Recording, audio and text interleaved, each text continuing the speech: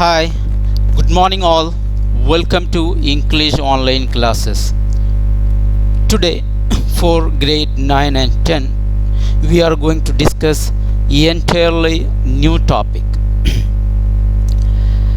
The discussion of the topic is very important and is very relevant for the present generation or for the modern society. It has some relevance. As in the screen you could see the format, the frame of it. You can guess the topic of the discussion. Without much introductions, without much talk over the topic, I am directly moving on to the topic. Today we are going to discuss is the lesson television. You have a poem to learn in Treasure of Television, the poem written by Roald Dahl. This poem, it is Roald Dahl is of the most prolific modern writers in English and is well known as children's author. The poem Television is famous poem of Dahl's that advises and inspires to read books instead of watching television. I will show you the person. This is he born in 1916 in Wales. Died in 1919 at the age of 74. In England he died. His occupation, he was a screenwriter for the film and all. He is very famous for children's literature. There are many notable works for him. Charlie and the Chocolate Factory, like that. Many are there. James and the Giant Peach, like that. Many. So he had 5 children also. So we can talk about the poem. This poem is one of the most relevant poems of our times. Already I told you. The poem takes a comic look at a serious problem among young children today. It warns us about the dangers of watching television excessively. TV robs our minds of the power of imagination and creativity. He, the poet, advises us to read books as it will enable us to discover deeper level of joy, find fulfillment in life, and open a whole new and exciting world for us. This is what his perspective, his view. So we can go to the discussion of the poems line by line, explanations and all. We can move on to this. The beginning of the poem is like this. The poem starts like this. The most important thing we have learned so far as children are concerned is never let them near your television set. Or better still, just don't install the idiotic thing at all. There is nothing to discuss about it, I think. This is already, it is given, all the no need of explanations. In these lines, Dahl advises from his experience that people should never ever allow their children to go near the television set. It is even better not to install. He uses the word the idiotic thing, means called television. But why is a television an idiotic thing according to the poet? Throughout the entire poem, Dahl attempts to answer it. We can look into that. The next lines, he says, in almost every house we have watched them gaping at the screen. They loll and lope and lunge about and stare until their eyes pop out. Last week in someone's place, we saw a dozen eyeballs on the floor. In this, the poem says that in almost every house been, we have watched. The gaping means watching with eyes wide open for a long time. It's called gaping at the screen. They loll, and loll means um, lie or stand in a lazy, relaxed way is called loll. Slop. Slop meaning uh, sit or lie or stand in a lazy, relaxed way. You can guess, you can imagine what does it mean by that. Then long, lunch, we pronounce it lunch. Lunch means to be idle about, and stare until their eyes pop out. Pop out means that their eyes will come out, bulge, that pop out. Last week in someone's place, we saw a dozen eyeballs on the eyeballs means that the eyeball, that that ball is called eyeballs on the floor. That is exaggeration of the poet. We can go to the lines again. In this lines, the poet shares his experience here. Experience in the sense that he has already said in the that means the bracket is told, no, he has seen that it suggests that, so shows that sharing some experience. In almost every house he has visited, he has watched children gaping at the screen. They were staring with their eyes wide open and with absolute concentration of mind for sitting a long time before the television set. They become tired. Sometimes they sit or lie in a lazy and casual manner. That means we said that loll and slope and lunge about, and get sloppy, and means useful, but still they stare at the television until their eyes too tired, means pop out in the sense that too tired to watch anymore. Their eyes anymore, that means their eyes pop out.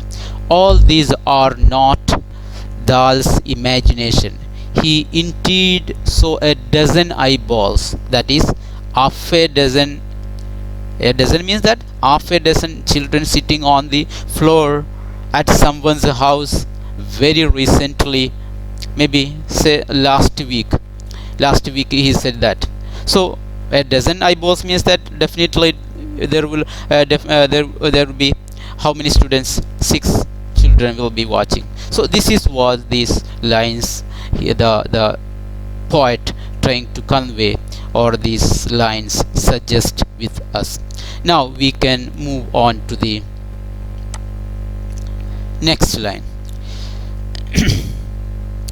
They sit and stare and stare and sit until they are hypnotized by it, until they are absolutely drunk with all that shocking, ghastly junk.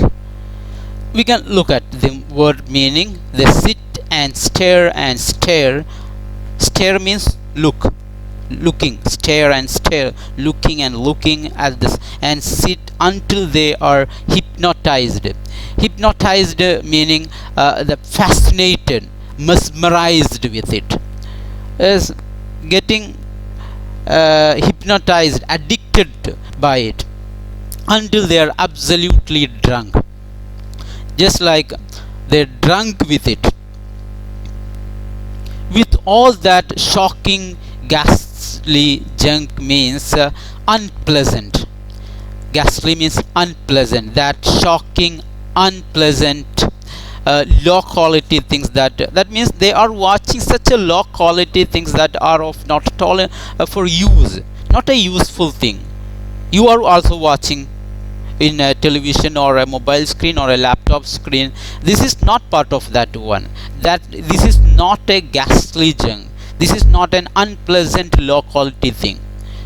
So they are watching like this. So what does it mean by these lines? When the children are before the television set, they sit and stare and stare and sit for long hours. They don't seem to be moving from there, as they probably forgot, as they probably forget everything around. In the real world, what is happening they may not know. Rather, the one they watch on the television becomes real for the time being, what they are for the time being, because they are not bothered about what's happening around them in the real world. They are almost hypnotized. An hypnotized person can't understand the surroundings by this idiotic box, means television. They are absolutely drunk, means their minds are filled with those shocking, ghastly junk which are mostly unreal and inappropriate for the age. Definitely, those TV shows kill their valuable time and make them lazy, with no room for their physical and play and exercise. They have no scope of spending time with books and nature and interacting with others. Their minds filled with images and stories of a virtual world are compared to a drunk man's imaginary world in an apt metaphor here. That is comparing with a drunkard, just like that. Imagination will be just like that. Then moving on to the next, we can look that here. Oh yes, we know it keeps them still. They don't climb out the windowsill. They never fight or kick or punch. They leave you free to cook the lunch and wash the dishes in the sink. But did you ever stop to think, to wonder just exactly what this does to your beloved thought? So the word meanings, only punch me, hit, or using fist is punch called. Here there is another word, thought, means children only.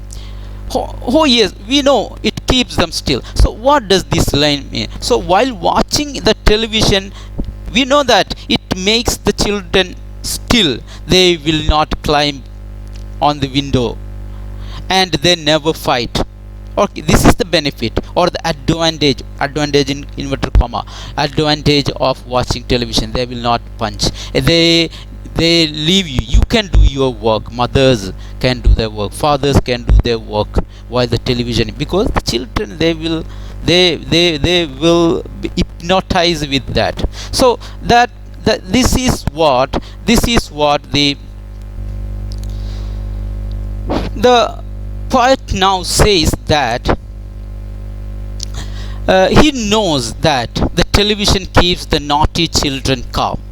When they are in front of a TV set, they no more do mischievous things like climbing on the windowsill, fighting, kicking and punching. They let the mother free to cook the lunch and wash the dishes in the sink without any disturbance.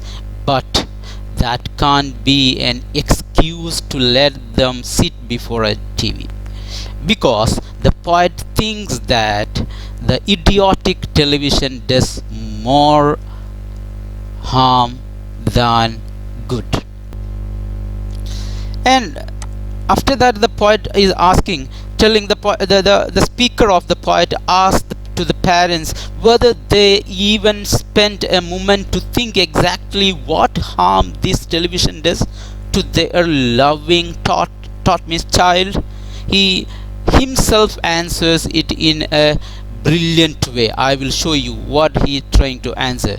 He says that he has written, this is the another method of poem writing, the what is given more importance, that has been written in capital letters. So I will tell you, so what is the problems. Now the answering part, now the poet is trying to answer to all the what does it mean, or by watching the television to the children, what is the consequences of this. He says that, then he is trying to answer that reason, it rots the sense in the head. That is the one problem. It rots. Rots means decays, destroy the action of bacteria and fungus. It rots the sense in the head. That is one problem. And then it kills imagination dead. Watching the television regularly damages the sense in the head. Children are drawn away from the reality, the real world around him. He just believes what he watches without considering the context. His own environment hardly matches with the ones he sees on the screen. That is the difference. But still he thinks that are real and applicable to him, what he watches on the. It kills the imagination there. It also kills the power of imagination in the mind. Children start to live a preset imaginary world that they see on the screen. They slowly lose their own creativity, their own creative thinking, their own imagination. Though what TV shows display are mostly fictions, we know it. Then he says that it clogs and clutters up the mind. So clogs and clutters means a single word. So its meaning, I will tell you that it blocks, loses, and it fills unnecessary thoughts into the mind. Clogs and clutters means that it makes problems to think freely. That is what. Here, the poet continues to argue on how television affects a child's mind. Children watch different shows on different channels. Sometimes there are contradictory ideas. Sometimes it does not match the reality. That is what clogs and clutters means. That it does not match with the reality and they are surprised. These things clog and clutter up the mind, means mess up the organized ideas and thoughts. You got it? So it will mess up, mix up all the real thing and unreal thing and mess up. It may clogs and clutters up the mind. It will disturb the mind. Moreover, the child forgets to think on his own. His entire mind is full of the images he has seen on the TV. So how would he get the time and scope to think over the things? His important time is wasted in the thoughts that are fictional and not related to his own life. Thus, his study and thoughts on how to improve his skills and personality are neglected. This is as if the child gradually and slowly becomes dull and blind. That makes a child slowly dull and blind. Not only that, again he continues another, he can no longer understand. You see, those who are visually good by watching television more and more time, excessive time, if you try to communicate them by verbally, by talking, communicating, they won't understand it. because they can understand more by visually, by watching, visualizing. They can't listen. He can no longer understand. This is another problem. Then again he says another problem, a fantasy, a fairy land. He can't understand a fantasy, the fantasy world, a fairy land, that all misses. And his brain becomes as soft as cheese. That is, his brain becomes as soft as cheese. His power of thinking rust and freeze. It get rust, that iron get rust. Like that, his power of thinking that get rust and freeze. Is won't work. He cannot think. He only sees. I told you. Here, these are the consequences of watching. It suggests that by watching television, the brain becomes soft like cheese. Children now believe everything they watch or hear on TV. They cannot find their own logic to analyze and interpret a thing. The power of thinking, the thought process freezes and get rusty. They cannot think on their own. All they do is watching and believing what others say on TV. So this is the situation. This is the consequences of watching television. Again, the poem has not finished. Again, continuing by today's class, I would like to conclude, finishes, make a pause on this video, and the next video we will complete the poem. Please take your book, and that clutters, already I have told that cover fill up with something, an untidy collection of things. Here I request all of you, take your book. In that book, in page number 21, I think the poem is there. Please read it with the meaning what I have explained. Read it more than 3 times. How many? More than 3 times. And enjoy the lines, enjoy the poem, and use your imagination. You also think in your own way, and try to write and summarize the poem what you have learned. Then you will never forget. You will remember always. Thank you for watching my video. Wish you all the best for your future learning and in your all the successes. I am with you. And be happy, and always keep away, keep distance from everyone. Nowadays the number of the corona cases, it is day by day getting increased. So be happy. We can pray for everyone. Thank you. Have a nice day. Wish you all the best.